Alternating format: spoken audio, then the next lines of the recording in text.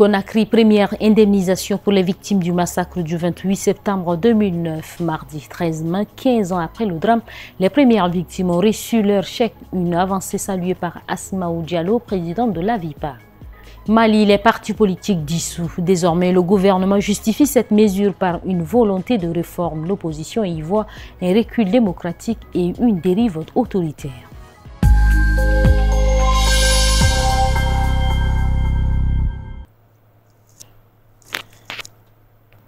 Bonsoir et bienvenue à tous. Si vous nous rejoignez, les premières indemnisations des victimes du massacre du 28 septembre 2009 au stade de Conakry ont été versées mardi 13 mai. Lors d'une cérémonie à Conakry, le 26 mars, les autorités avaient annoncé que les réparations seraient financées par l'État, les coupables étant insolvables. Dans la grande salle de la cour d'appel de la capitale guinéenne, la même où s'était déroulé le procès du massacre du 28 septembre 2009 au stade de Conakry, l'heure est au soulagement et à l'émotion, mardi 13 mai.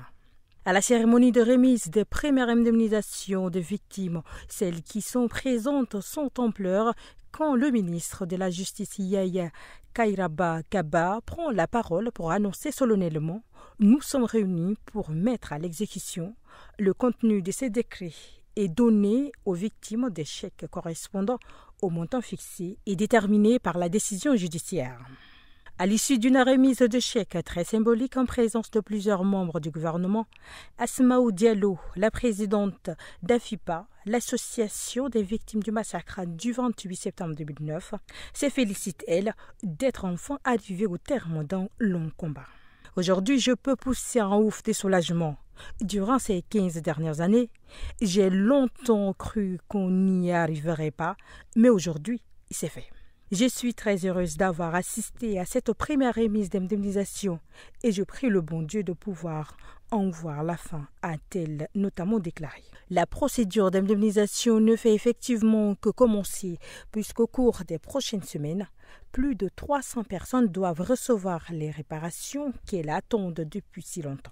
Le décret prévoyant que l'indemnisation des victimes serait prélevée sur le budget de l'État guinéen remonte au 26 mars dernier, 2 jours avant l'annonce de la grâce de Moussa Dadi Camara, l'ancien dirigeant guinéen condamné en juillet 2024 pour crimes contre l'humanité dans le cadre du procès du massacre du 28 septembre 2009 par le chef de la junte au pouvoir, le général Mamadi Doumbouya.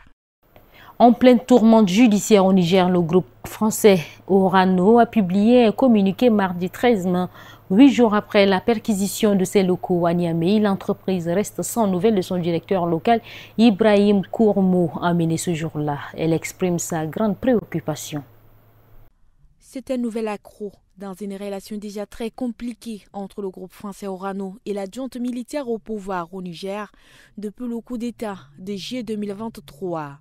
Dans un communiqué publié mardi 13 mai, l'entreprise indique qu'elle a décidé de saisir le procureur de la République du Niger pour arrestation arbitraire, détention illégale et confiscation injustifiée de matériel en réponse aux perquisitions dans les locaux du groupe et de ses filiales il y a une semaine. À cette occasion-ci, du matériel informatique et des téléphones portables appartenant au personnel avaient été saisis. Le directeur d'Orano du Niger, Ibrahim Kourma, avait aussi et surtout été amené par des hommes de la sécurité extérieure nigérienne. Une arrestation que la société qualifie aujourd'hui d'arbitraire et extrajudiciaire et à la suite de laquelle elle reste sans nouvelles de son collaborateur.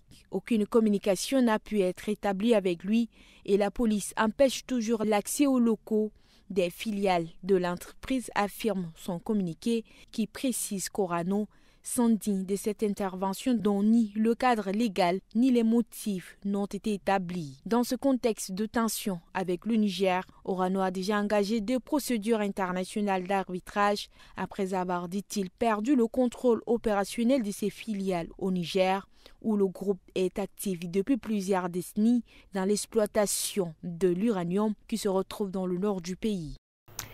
Au Kenya, les propos du président William Ruto provoquent l'indignation. Lundi 12 mai, il a affirmé que toutes les personnes récemment portées disparues avaient retrouvé leur famille, niant tout enlèvement ou disparition forcée sous son mandat.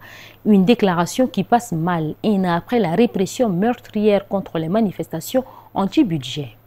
Nous trouvons cette déclaration inexacte et méprisante à l'égard des familles kenyanes qui continuent de chercher leurs proches, écrit dans un communiqué Vocal Africa.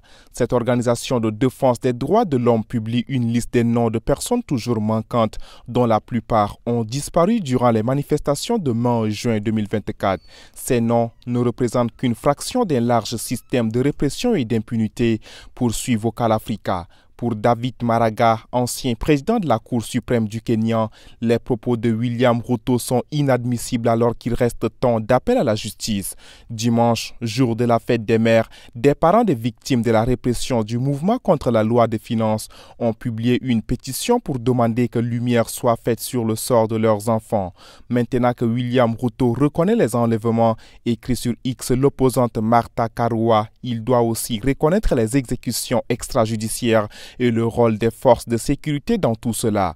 Le 1er mai, lors de sa revue périodique, le Kenya a été épinglé par la Commission des droits de l'homme des Nations Unies qui a dénoncé notamment les violences policières et la régression des libertés civiques.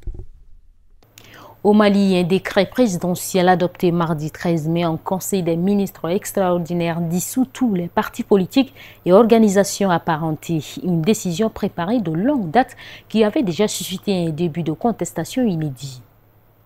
L'annonce a été faite sur la télévision d'État ORTM par Mamani Nassiré, ministre délégué chargé des réformes politiques et du soutien au processus électoral. Les réunions et activités des partis et organisations politiques désormais dissous, sont interdits sous peine de sanction.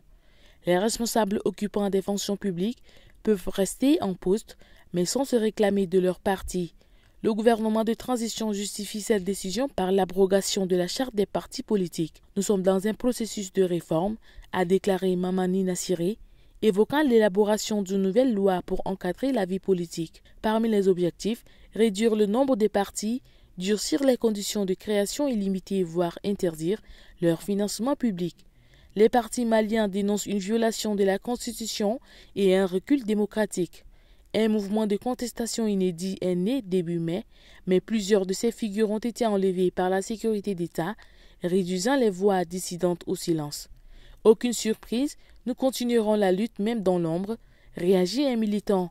Cette décision ouvre la voie à un pouvoir autocratique, accuse un autre, tandis qu'un opposant affirme, avec ce décret, nous sommes officiellement retournés en dictature. Certains cadres envisagent des recours juridiques, bien que les partis dissous ne puissent plus agir en leur nom. La mobilisation citoyenne, quant à elle, s'expose désormais à une répression accrue. Enfin, le Premier ministre guinéen Amadou Ouriba, invité à l'Africa CEO Forum à Abidjan le 12 mai, a confirmé la tenue de l'élection présidentielle en décembre prochain. Face aux investisseurs présents à l'Africa CEO Forum, le Premier ministre de Guinée a pour la première fois détaillé le calendrier des échéances politiques à venir. Par ces simples mots, 21 septembre 2025, le référendum constitutionnel sera organisé. Décembre 2025, à la fois l'élection présidentielle et l'élection législative. Actuellement, le gouvernement procède à l'enrôlement de la population sur le fichier de l'état civil et sur le fichier électoral. Un socle pour la refondation de l'État, selon le Premier ministre. Amadou Ouriba a aussi insisté sur la concrétisation du projet minier Simandou. L'arrivée du premier train chargé de fer au port de Morobaï est prévue le 25 novembre. Illustration du retour de la Guinée au premier plan, selon le Premier ministre. Le chef du gouvernement a également promis la fin, dans les 12 mois, des problèmes de production d'énergie. Il a osé. Nous serons même exportateurs d'électricité si nos industries ne prennent pas tout. Pas un mot, en revanche, sur les tensions très fortes qui traversent la Guinée. À ce jour, on est toujours sans nouvelles des représentants de la société civile, Fonike Mengue et Mamadou Biloba, disparus depuis des mois. C'est tout pour cette édition, mesdames et messieurs. Merci de l'avoir suivi. Restez connectés sur Tchad Info et ses différentes plateformes.